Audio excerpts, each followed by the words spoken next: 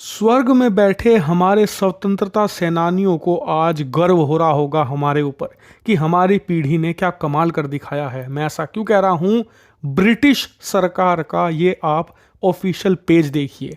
British सरकार ने कहा है कि भारत के साथ हम फ्री ट्रेड एग्रीमेंट करने जा रहे हैं।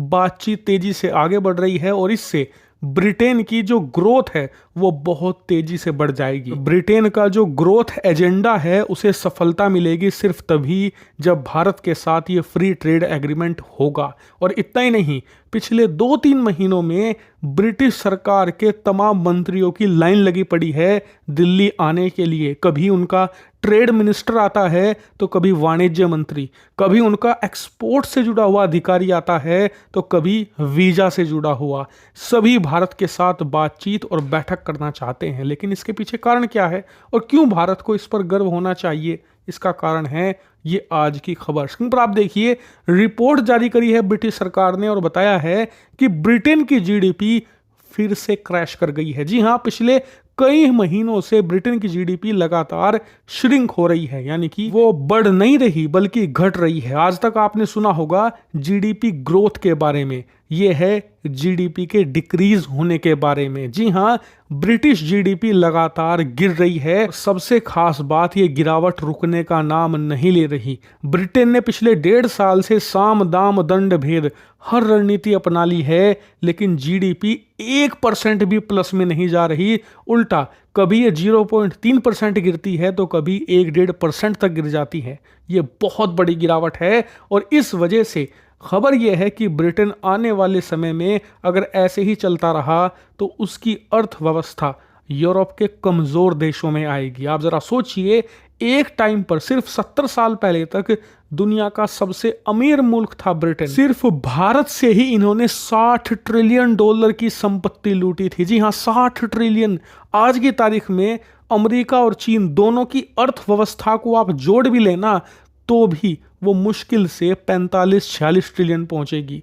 यानी कि आज ब्रिटेन अगर पूरे अमेरिका, पूरे चीन को लूट ले तब भी वो कमाई पूरी नहीं हो सकती। इतना इन्होंने भारत से लूटा था और ये सिर्फ भारत का आंकड़ा है। याद कीजिए, ब्रिटिश एम्पायर के बारे में कहा जाता था कि ये इतना विशालकाय है, इतना फैला हुआ है कि इसका सूर्यास्त कभी नहीं होता। हालांकि भारत के मुकाबले बाकी जो कॉलोनीज थी, इनकी गरीब थी अफ्रीका के अंदर, बाकी एशियाई देशों के अंदर, लेकिन फिर भी कम से कम 20-25 ट्रिलियन तो वहां से भी लूटा होगा। इतनी ह्यूमंगस वेल्थ थी इनके पास।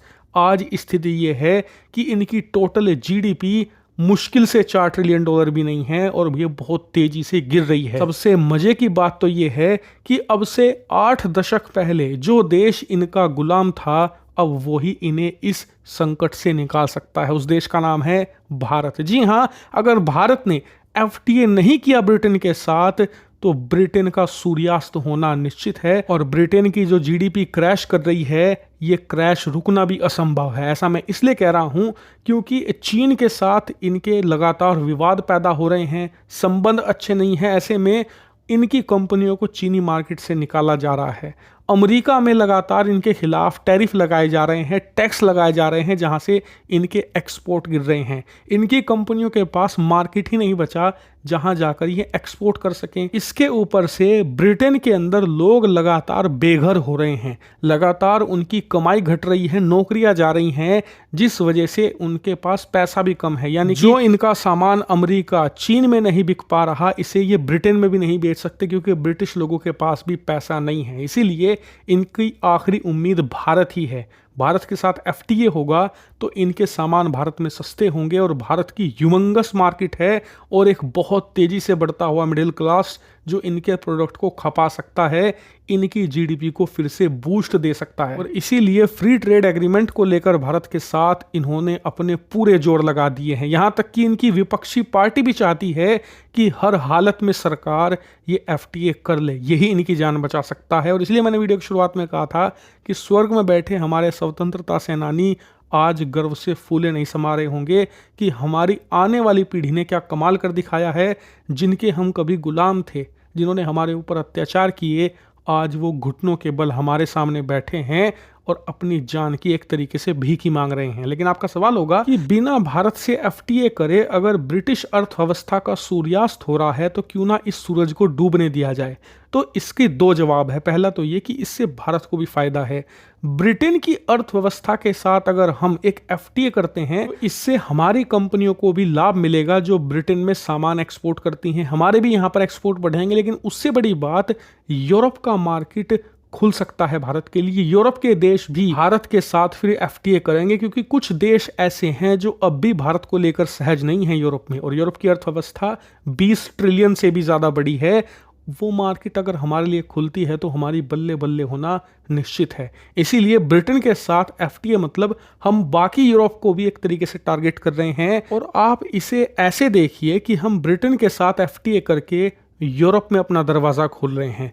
दूसरी बड़ी बात यह कि एक पुराने दुश्मन को हराना एक अलग बात है, लेकिन उस दुश्मन को अपने रूल के अंडर लाना, अपने सामने झुका कर रखना, ये सबसे ज्यादा बड़ी जीत है और ये आपको ज्यादा संतोष भी देता है। हालांकि आपका इस पर क्या मानना है, जेन्युइन कमेंट आप करके बताइएगा।